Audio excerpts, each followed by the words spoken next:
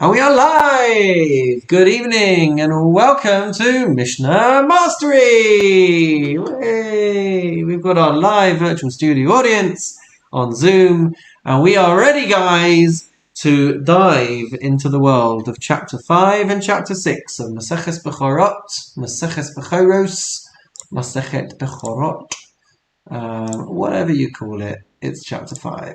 Or Perek Hey, depending on what you call it. So here we go. Without further ado, let's get ourselves underway. Chapter 5, we are discussing a Bechor, a firstborn animal, which is a Baal Mum, meaning it is blemished. And without the Beis HaMikdash, there is no way of bringing a Bechor to the Beis HaMikdash. So you have to give it to a Kohen at the appropriate time, which we talked about last time. And he would wait until it develops a blemish. What kind of blemish? We're going to get into that soon. But once it is blemished, then he is allowed to slaughter it. And once he has been allowed to slaughter it, then he is allowed to eat it. Or even to sell it to a non-Kohen. But you have to be careful with these animals. And you can't just inflict these blemishes by yourself, as we'll see a little later on. So normally with a sacrifice, you redeem an animal that is blemished. And the value of the redemption is how much you could sell it for if it was regular meat. Right? So if it could be sold for a lot of money, then Hekdesh can actually make, the temple coffers can actually make a lot of money.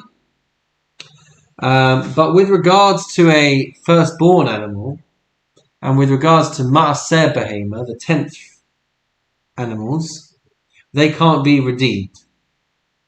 So let's have a look at some of these halachas in these mishnahs. Kol psulei hamukdashim, any disqualified, sanctified animal. So they can't be used for their service because they're blemished and they've been redeemed. So what happens to the money accrued by those redemptions? So any animal which is disqualified, hana asan lehekdesh, any benefit that comes about from their sale, from their redemption, goes to the temple coffers. The Hekdesh always wins. The temple always wins. Nimkarin ba'it liz, they would get sold in the butcher's market. V'nishchatin ba'it liz, and they would get slaughtered in the butcher's market because there were so many animals on sale that you would just do it all there and then. V'nishkalin belitra, and when you are figuring out how much they should be worth, they are weighed against a litra, a particular weight measurement, and that's how you know how much they cost. Except for chutz min ha-bechor min ha-ma'aseh, except for a bechor, a firstborn animal, and ma'aseh, and the animal tithe offerings. Because over there, you can't embarrass these consecrated meats or animals by weighing them against a weight of a litra, but you can weigh it against other meat. So the Mishnah says, Chutz min ha-bechor min ha-ma'aseh, except for those animals, shana yasan la-ba'alim, where the money, where the benefit of these animals goes back to their owners. Says the Mishnah, Psulei, can anyone hear the background noises, by the way? Oh, wonderful. You can, Philip? Well, so can the millions of people watching this back on YouTube. So, there we go, the joys. Psulei hamukdashin hanayason lehekdesh, the disqualified, consecrated animals go to, the value goes to Hekdesh. V'shoklin maneh kaneged maneh babachor, but they get weighed against other portions of meat when it's a bechor. You can't weigh them against the litra, so you weigh them against other pieces of meat where we already know how much they weigh, and that's how we can figure out how much you are weighing on this occasion. Says the Mishnah, going into Mishnah base, discussing what happens if the Kohen has a firstborn animal with a blemish, and he wants to slaughter it and he wants to eat it, but he is sharing with either another Jew or even with a non-Jew. So is he allowed to be able to do so? Says the Mishnah, Beis Shammai Omrim, Beis Shammai say, Lo yimane Yisrael im kohen ala bechor, that the kohen is not allowed to count a Yisrael, a non-kohen, to be able to take part in consuming the Bechor, the firstborn. Beis Hillel Matirin, Beis Hillel do allow this, Va'afilu Nochri, and they even allow a non-Jew to take part in eating the Bechor that belongs to a Kohen. That's if it is. That's if it's blemished. I believe if it's not blemished, then only the Kohen is allowed to eat it. But we're discussing over here where the animal is blemished and it's given to the Kohen. So according to Beis Shammai, you can't even share it with another non-Kohen, and according to Beis Hillel, even a non-Jew would be allowed to benefit from it. Says the Mishnah, Bechor she'achazu dam. If you've got a firstborn animal that was congested with excess blood, has a high density of accumulated blood, says the Mishnah, afilu hu mace, even if the animal dies, if we don't let the blood, right? If you can remember back to all those years ago, this whole perception of needing to bloodlet, right? So if there was a concern that there was too much accumulation of blood inside this animal, and it needed to have its blood let. So if afilu hu mace, even if it dies as a result of it, ein makizin lodam, you're not allowed to bloodlet. You're not allowed to release these sacred firstborn animals of their blood, divrei Rabbi Yehuda, because you may cause a blemish to these animals on account of the bloodletting. But Chachamim omrim yakiz, but the Chachamim say you are allowed to bloodlet, as long as you're not doing it b'kavanah, as long as you're not intentionally trying to inflict a blemish, which would disqualify it, or which would create this blemished situation. So as long as you're not planning to do that, you're allowed to bloodlet the animal. But if you did, then you would not be allowed to sacrifice the. You would not be allowed to slaughter. You would not be allowed to slaughter the firstborn animal and have benefit on account of this mum, because maybe you've done that intentionally in order to benefit yourself. Rabbi Shimon Omer Yakiz. Rabbi Shimon says you are allowed to let the blood. Afal pisha hu oseh bo mum. Even if you do make a mum, you wouldn't be allowed to do it if you would definitely cause the animal this blemish.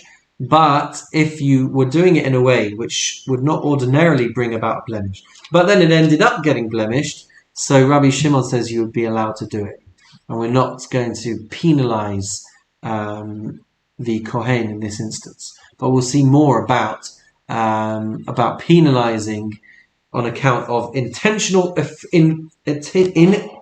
inflicting of blemishes. We're going to see that now in Mishnah Gimel. So a Kohen who has an unblemished Bechor, right, and they can't do anything because there's no Beis HaMikdash, so they have to wait it out. They have to play a waiting game until it gets a blemish. But do we need to be concerned that a Kohen is going to intentionally inflict damage, intentionally inflict a blemish to our animals or not? Right? So are we going to penalize them, and are we going to be suspicious of them or not? So says the Mishnah in Mishnah Gimel, Hatsoreim ba'ozen habachor. If one makes a hole in the ear of the Bechor, Hareze lo yishachet olamit, divrei Rabbi Eliezer. Rabbi Eliezer says you have to penalize these people because we are afraid that they are going to intentionally wound the animal so that they can slaughter it. So Rabbi Eliezer says you're never allowed to benefit. The owner can never benefit from this animal. That's a very strict approach. The Chachamim say we would penalize them if they caused that damage, but if they were to develop another wound, another blemish, which would disqualify them, which would invalidate them and mean they can now be slaughtered. So if it gets another blemish, then you can now go and slaughter and benefit from this animal. So you can't benefit if you've inflicted the damage, but if it then goes ahead and gets another blemish all by itself, then the Chachamim say you would be allowed to benefit and you would be allowed to slaughter it. What if someone blemishes it, injures it on your behalf? Says the Mishnah, it once happened that there was an old ram, shel rechelim zakein. It was an old ram, us'ara meduldal, and its wool was very heavy. It was dangling down because you're not allowed to shear the wool of a Bechor. So a lot of time had passed. It got very old. It still hadn't developed a blemish, and its wool was very heavy as a result of that. Ra'ahu kastor echad. A Roman officer saw this animal. Omar, he said to the owner, Mati v'shalzeh. What is the nature of this animal? Why does it look the way it does? Why have you not sheared or shorn its wool? So Amrullah, they said to him, Bechorhu, he's a firstborn animal. We're not allowed to slaughter. We're not even allowed to cut off its wool until it develops a blemish. Natal pigion. So this rather vicious Roman officer took a spear, v'tsaram ba'aznon, cut a hole in the ear of the animal. Right? So it has been blemished, but it's been blemished by the Roman officer, not by the owner. And they brought the animal to the Chachamim, and they permitted the use of this animal. They permitted the use of this animal because the blemish had been inflicted by a Roman officer, not by the owner himself. But then what happened? Ra'a shehitiru. Oh, hello. He saw that the rabbis have now permitted this animal. So So he went and he started inflicting blemishes in his other firstborns. But in these instances, va'asaru, the rabbis came along and penalized and said that the animal should be, these subsequent animals should be forbidden. Pam achas, one other time, hayutinokos mesachakim b'sadeh. There were some children playing in the field. V'kashru zanvos talayim zelazeh. And they went and they tied the tails of two lambs together. V'nitzakaz navo shel echad mehem. And one of the tails fell off. V'harihu b'chor, and he was a firstborn animal. V'vamas elifnei chachamim v'yitiru. And they brought this animal before the chachamim. They explained the situation, and the chachamim permitted this animal to then be benefited from. Ra'u shitiru. So they saw, oh, look at this. If the tail gets cut off, then your rabbis are going to permit it. So then they went and started tying the other tails of firstborn animals together in the hope that those tails would fall off. And then look at that. But then what happened? Va'asaru. The rabbis penalized them and said they are going to be forbidden. Ze'aklal, this is the general rule. Koshu l'dato asur.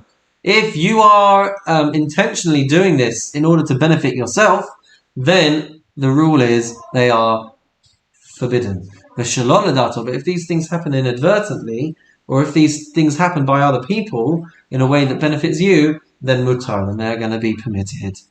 Says the Mishnah in Mishnah Daled, what happens if you're being chased by an animal, and in order to defend yourself, you inflict a blemish?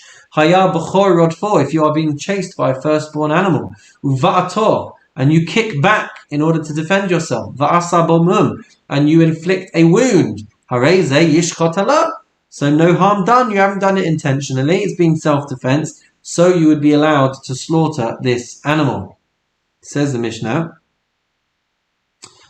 we have to be suspicious of very sudden blemishes appearing on these animals. Kol hamumin haru'in lavo b'dei adam.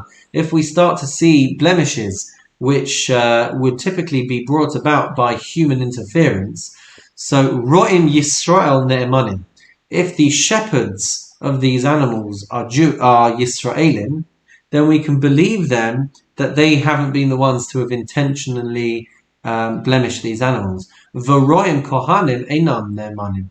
But if the shepherds of these animals are kohanim, and they stand to gain, because they would be the first in line, really, to take these blemished firstborn animals, so we can't believe them. We have to assume that they have been a bit sneaky over here, and they have inflicted these wounds.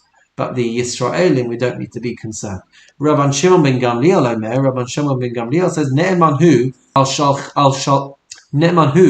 shel chaveiro. We can believe someone if they are looking after someone else's animals. Ve'eno ne'eman al shel atzmo. But we can't trust someone who is looking after his own animals. We can't say that they have any credibility in the matter because they have so much to stand to gain. Rabbi Meir says, that a Kohen isn't trusted for a mum at all, even if he has no benefit whatsoever. But not only that, if a person is suspect about causing a blemish to an animal, he is not allowed to judge and he is not allowed to testify, even if it's about someone else's animal. That's how far Rabbi Meir takes it. Mishnah Hey. If we know that the blemish happened by itself, because we have witnesses to testify, for example, so then we can trust a Kohen to say that he took it to an expert to have it checked. Right? So the expert is going to be the one that ultimately adjudicates on whether the animal is considered to be blemished or not. And we can trust him. So even if the blemish happened and we know that he had no foul play, then we would trust him to say that he's taken it to an expert as well. Says the Mishnah, Ne'eman HaKohen lomar, we trust the Kohen to say, Her'esi b'chor zeh, that I have showed this firstborn animal to an expert, uval mumhu, and he has declared that it is blemished. Hakol ne'emanim al mumei hamaseh, and we would believe anybody. We would believe Kohanim, especially for Maisa animals, for tithed animals, that he has not wounded it, or that he has taken it to an expert.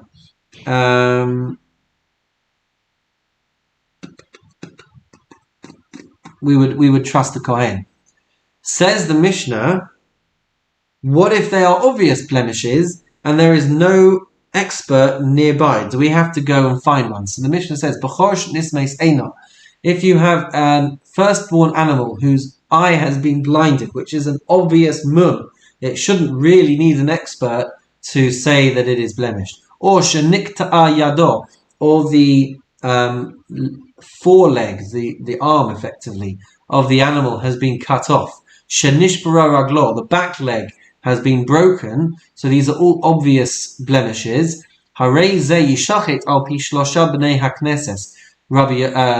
the first position in the Mishnah is that if you've got three relatively knowledgeable people who are just sitting around, so you can go and ask them if this is considered a blemished animal, and you can slaughter it on their account. Rabbi Yossi says, even if you had a court of 23 sages, but none of them are experts, you may only slaughter this animal if you have got an expert ruling over it. Interestingly though, the halacha is not like Rabbi Yossi. And the halacha would be like the first position in the Mishnah, that if it's obvious, then you would be allowed to go ahead and slaughter it. And finally, for chapter 5, for Perek Hey of Maseches Bechorot, says the Mishnah, talking about what happens if you go ahead and you slaughter it without an expert, and then you go on and you sell it as if it was non-sacred meat. Is it allowed to be eaten because it was once holy?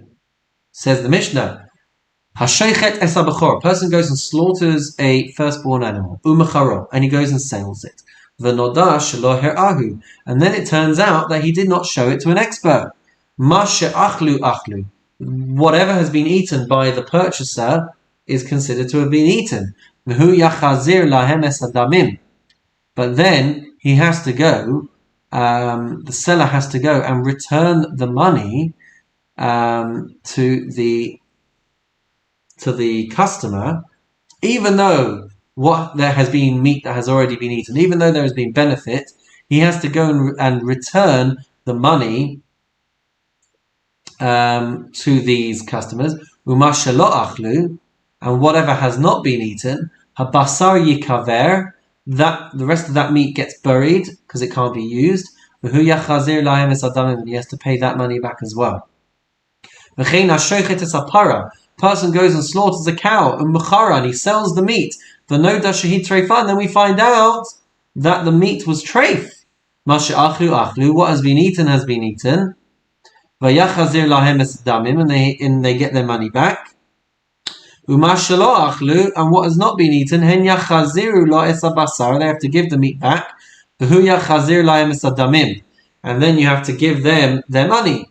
Why does this meat get given back to the owner and the other meat of the firstborn had to be buried? The reason for that is because you can sell it on to non-Jews or you could feed it to dogs. So there's still benefit that you can get from treif, non-kosher meat. So that's why they would give the meat back to the owner, and the owner, the seller, would give the money back to the customer. If it got sold to non-Jews, or hitilu laklavim, or it got thrown to the dogs, yishalmu lo demei hatreifa. Then the balance has to be restored. So if they have paid more than the value of the animal as a treifa, then if they have paid more than the value of the treifa, then the seller has to refund the balance to the buyers, because now they have had some benefit. The original owner is entitled to money, but he is not entitled to take more than he was entitled to, which is why some money does get refunded back to the customers. Mazel tov, everybody, on completing chapter 5, and we are going to dive in to chapter 6, to Perek Vav. Alright, chapter 6, we are finally ready to talk about the blemishes. So if you are of a squeamish mentality, then look away now. If you are of a nervous disposition, you might not like this chapter. So we're going to be talking about some different parts of the animal anatomy and the blemishes that these parts can have. And these would seem to be true for any korban, any sacrifice, any sacrificial animal. So it's not just for a firstborn, but these are the blemishes that can apply to any animals. But once a Bechorot, once a firstborn is permanently blemished, then you would be allowed to redeem it, and you would be allowed to slaughter it outside. No, any korban, once it is permanently blemished, can be redeemed and slaughtered outside of the Beis Hamikdash. That's except for a Bechorot. So we're talking about males, we're talking about females, we're talking about different animals. Let's start with chapter 6, Mishnah 1. Perek Vav, Mishnah Aleph, we're talking about the ears. The ears of the animal. Al elu mumin shoichatin es habachor. On account of these blemishes, may you slaughter your firstborn animal. Nifgama ozno min hasachus. Says the Mishnah, if the ear is blemished, if the ear is damaged, nifgama, it's got a little nick in it, there's something missing that can't grow back. So if that part of the cartilage is missing from the ear, avalot min haor, but not if it's just from the skin. So if it's missing from the cartilage, if there's a piece of the ear missing, that will be blemished. If it's a piece of skin that's kind of, I guess, cut off, which can grow back, then that's not going to be a blemish. Nistaka afalpi shaloch hasra. Or if the ear was split, if it was cracked, even though there's nothing missing. Nikva meloch karshina, or if it has been perforated with a hole the size of karshina, which is bitter vetch. Or sheyavasha, or it is somehow shriveled and dried up. These things will be considered a blemish. Ezohi yavesha, what does it mean that the ear has become dried? Kol shetinakev ve'eno motzia tipas dam. This would be if it was to be pierced, but it would not discharge any blood. That's how you know if it is dried.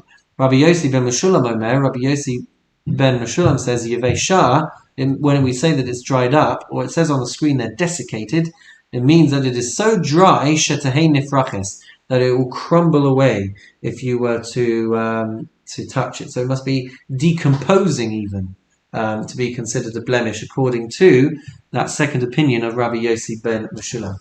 Mishnah base. We move on to 3 types of eye blemishes.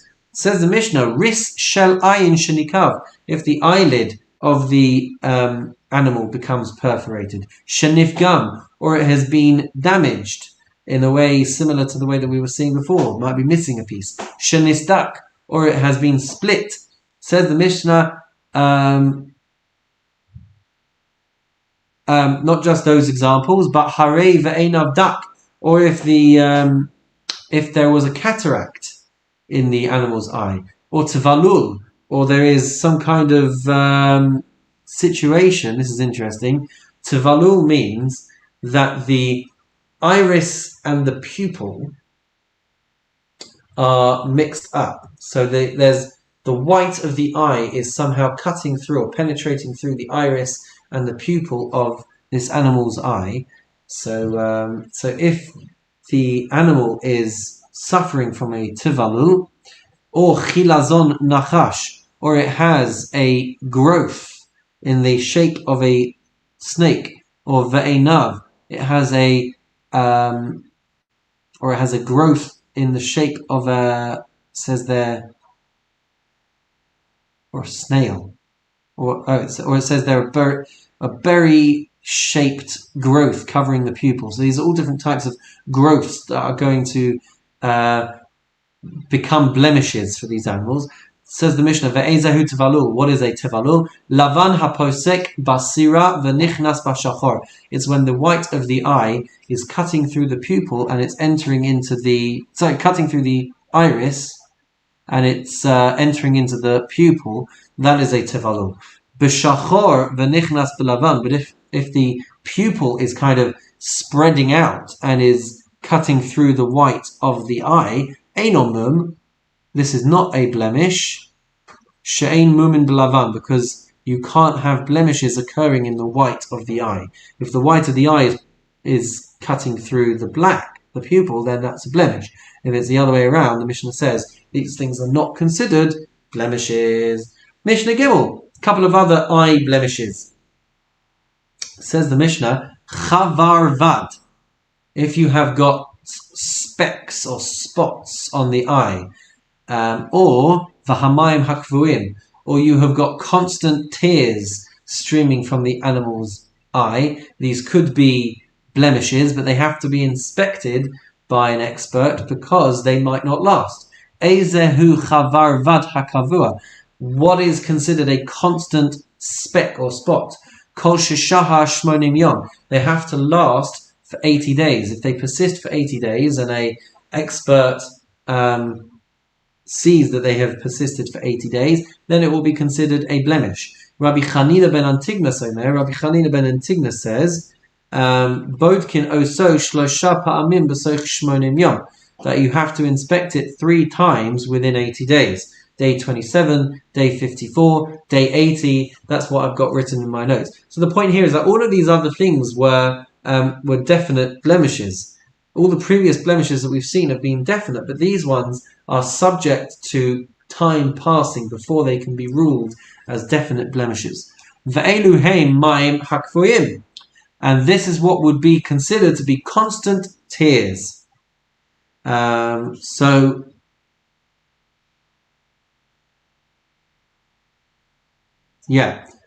achal lach v'yavesh shel geshamim. So if you are trying to treat this animal, the Mishnah says, right? So you give the animal lach, you give the animal fodder which has been nourished by the rain. What does it say? You give the animal for medicinal purposes moist fodder and dry fodder from a field which was watered by rain. So lach v'yavesh shel shlachim, or you give fodder which has been fed or watered exclusively from an irrigated field. So these are all different types of treatments that you're trying to give, achal hayavesh v'achar kach achal halach, if the animal eats the dry fodder and afterwards eats the moist fodder, and it's still persisting with this wound in the eye, then the Mishnah says, Eino mum. Ad sheyochal hayavesh achar halach. But if the animal has been eating dry fodder and afterwards the moist fodder over a period of 6 months, and then that blemish is still there, then the Mishnah says that's how you know that it's going to be a permanent blemish. If you've tried to treat it in this way, and after 6 months it's still persisting, so you fed it with moist fodder from Adar till Pesach, for example, and then you fed it dry fodder from Elul till Sukkot, that's how you're going to know. If it's still there, if it's still persisting, then the expert is going to say that this is a permanent blemish. So there you go. If you didn't know before, you certainly know now. Mishnah Daled. 3 types of nose blemishes and lip blemishes go as follows. Chatmo, with regards to the nose. Shenikav, if it has been perforated. Shenifgam, it has been damaged. Shenistak, it has been split or cracked. Sufaso shenikva, or its lip has been perforated. Shenifgama, has been damaged. Shenistaka, has been split. Chitav hachitzonot, the external gums. Yeah, that's what we've got there. The front gums of the animal. Shenifgamu, which have been damaged. Or shenigmamu, or have been worn down. It says scratched on the screen. Vahapnimios shenekaru, and the internal gums, which have, deteriorated to a more significant extent. So these are the back molars. No, it's the gums. So the gums have kind of uprooted. They are completely worn away or deteriorated, I guess, or decayed maybe. So in those instances, that's going to be considered a blemish. Rabbi Chanina ben Antigna says, Ein bodkin min hamas'imos v'lifnim. Rabbi Chanina ben Antigna says it's only the very front row of teeth that are going to make it a non-korban, but further in, so from the molars and inwards, it's not going to create a blemish. Af lo es hamas'imos. And one does not even examine the place of the double teeth. What does that mean? In my notes, it just says only the very front row of teeth are going to make it a possible non-korban. But further in than that, even if these teeth were uprooted, it's not going to make them blemished. Says the Mishnah in Mishnah Hey. What about the genitalia? Nifgam hazovan, the male genitalia of the sheep, if they are missing something, or area, or the female genitalia, shel nekeva b'mukdashim, with regards to female, male and female consecrated animals.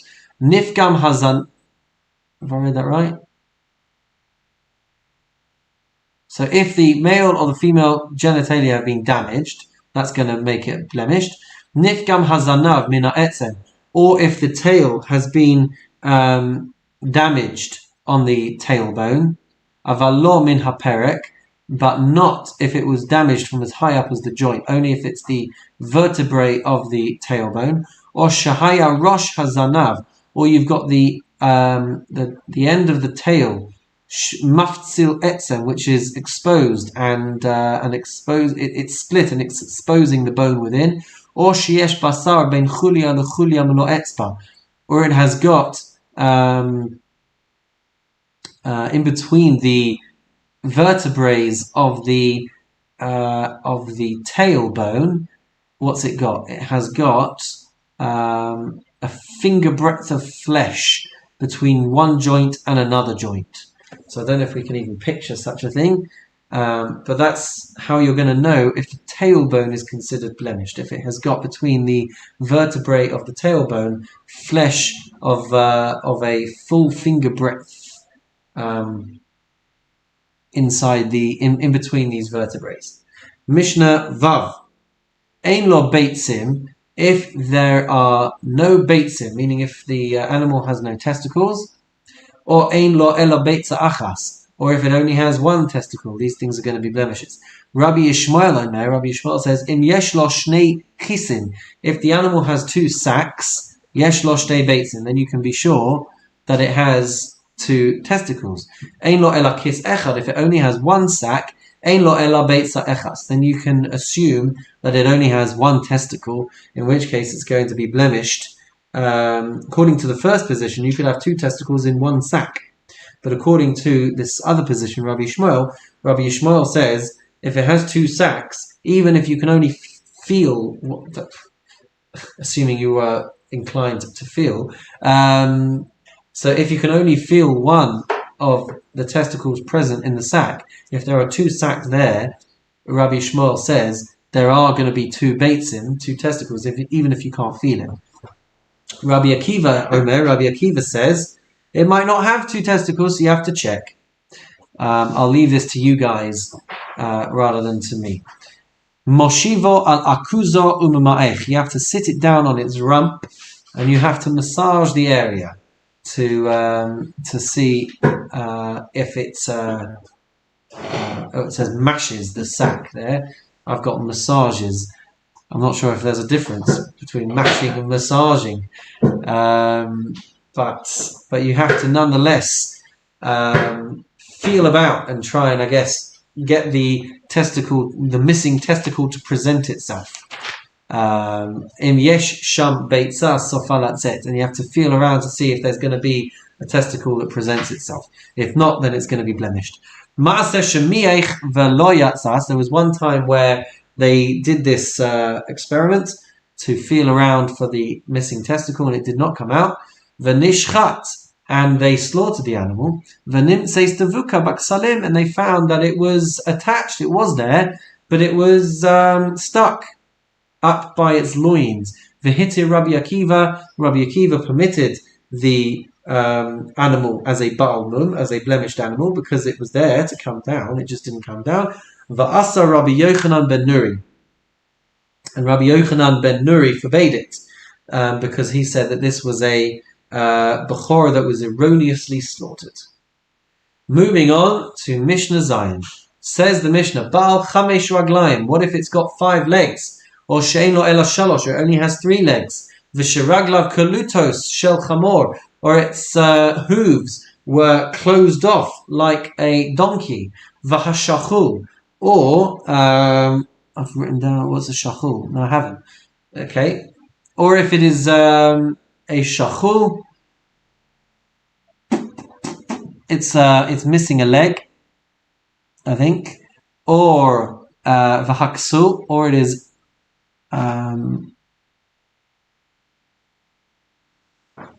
or it seems to have a deformed limb. So all of these are going to be blemishes. Okay, it's going to tell us what these are. Eizehu shachul. What is shachul? Shanishmata yireicha. It means it has a dislocated hip. That's what it meant. Sorry. V'chasul. And what does chasul mean? Sha'achars miyachosav gavoha.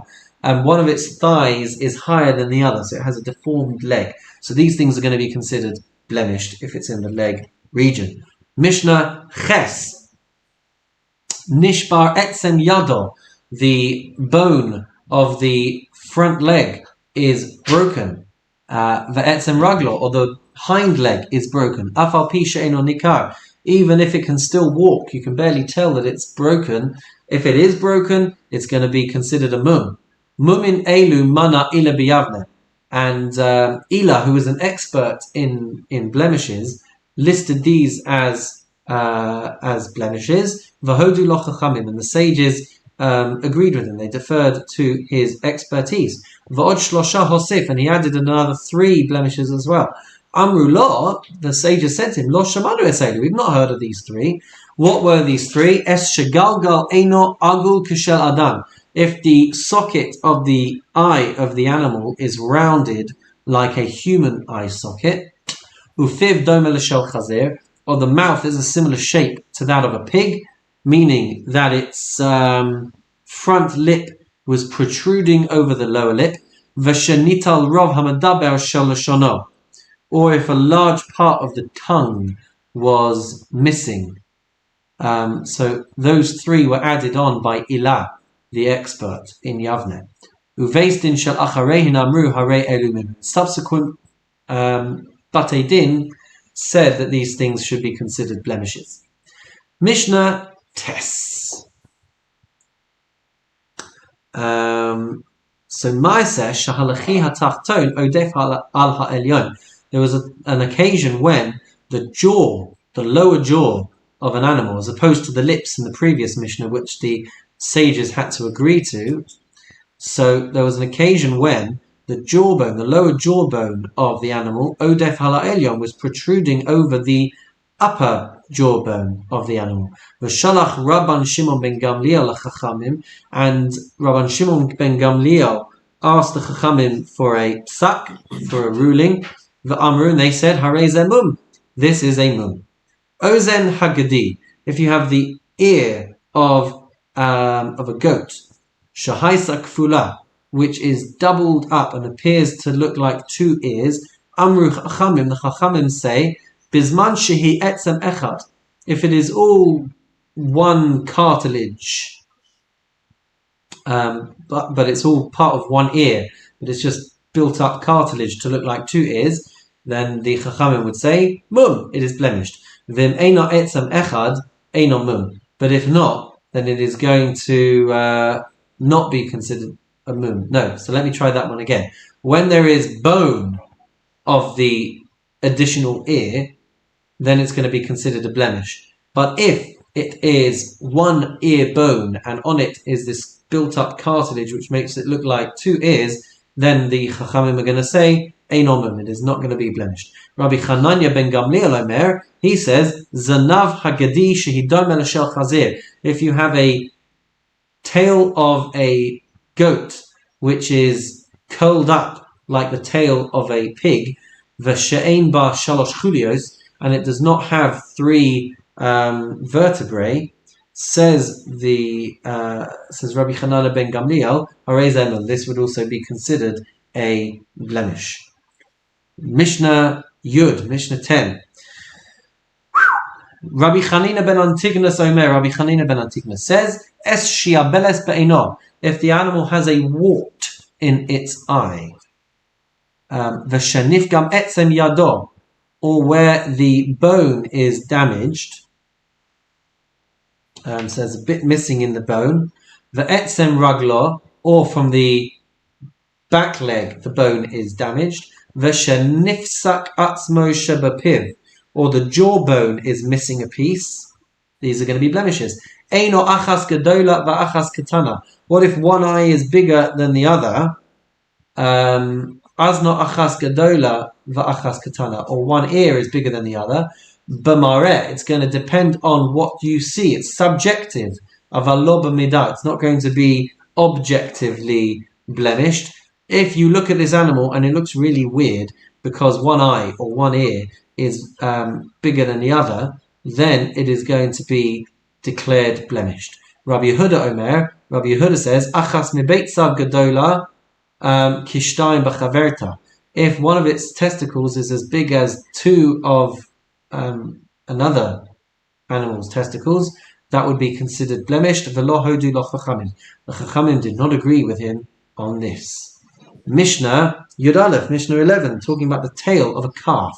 Znav ha'egel, the tail of a calf, she'eno magas la'arkov, which does not reach the leg joint, the upper knee joint of the calf. Amru chachamim, the chachamim say, kol marbis ha'agalim kain.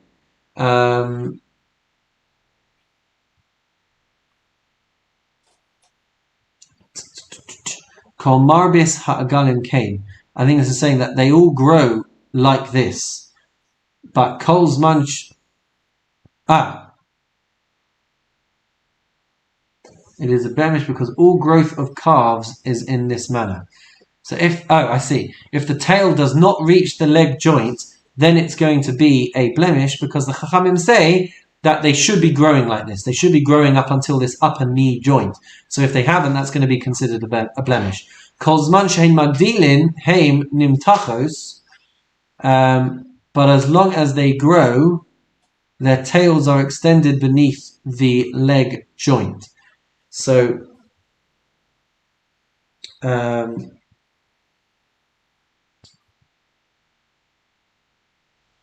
so if it's not growing correctly, then the Chachamim would say that this is a blemished animal. Le'ezeh arkov amru, to which joint are they talking about? Rabbi Chanina ben Antignas Omer, he says, La'arkov sheba'emsa hayarech. It is the joint in the middle of the thigh, the upper joint of the animal. Al elu mumin shoichatin es bechor. On account of these blemishes which we have been listing in all of these different Mishnayos, you can slaughter the Bechor. Upsulei hamukdashin niftin aleihem. And if it is a sacrifice and they are now disqualified on account of all of these different blemishes, then you can now redeem the animal on account of all of these blemishes. Says the Mishnah though, what about the blemishes which you can't slaughter on account of? So, Elu she'ein shoichatin aleihem lo b'mikdash v'lo b'medina. These are the blemishes for which one does not slaughter the firstborn, neither in the times of the temple nor outside of the temple. If it has these blemishes, you don't slaughter the animal, the firstborn animal, on account of them. Says the Mishnah, Chavar vad, if you have got spots or specks, Vahamayim or she'enam kavuyim, or it is tearing up in a impermanent way, a non-permanent way. These are not going to be considered permanent blemishes. V'chitav hapanimios shenifgamu, or if the gums on the inside, within the back of the mouth, are worn down. Avalo shenekru, but not if they have been, but if they've not been extracted. So they're damaged, but they've not been extracted. This is not a permanent blemish. Uval garav, if they have boils. Uval yabeles, or if they have warts. So if they have different types of boils, different types of warts, which are moist on the inside, moist on the outside. Uval chazazis, if they've got curable boils. V'zakein, or they are old.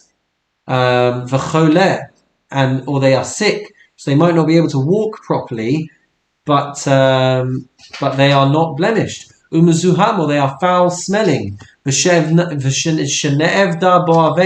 Or they have been used for an avera. They've been used for a sin. They've been used as a subject of bestiality. Shehemis es ha'adam, or they have killed a person. Al pi edechad or al pi haba'alim, and the only people who have testified to it has been one witness or the owner. Or v'tumtum, they have undefined sexual characteristics. V'androgynous, or they have both presentations of sexual genitalia. Lo b'mikdash v'lo b'medina, whether you are in the temple or outside the temple, they cannot be disqualified, they cannot be considered blemished on account of these features. Rabbi Ishmael says, with regards to the androgynous, which is presenting with both genitalia, ein mum gadol mizeh, there could be no greater blemish than this, according to Rabbi Ishmael. And so you would be able to slaughter it as a bechor outside of the base of Mikdash. The Chachamim say, Eino bechor, ela nigzaz v'ne'bad. These can't be definitively called a bechor, because it had to be a firstborn male. But, however, they can be worked with, they can have their wool shorn off, because they are nonetheless not suitable as a definitive bechor. Mazel tov, ladies and gentlemen, on completing chapter 6. And that's all we've got time for this week. So join us again on Mishnah Mastery, when, please God, we shall enter into the exciting world of chapter 7 and chapter 8. And unlikely to hit chapter 9 next week. So chapter 7 and chapter 8 next week. And then probably we'll do chapter 9 and finish it off. and start the next Masechta as well. So very exciting. In the meantime, I wish you a wonderful and meaningful evening, and we'll see you all again very soon.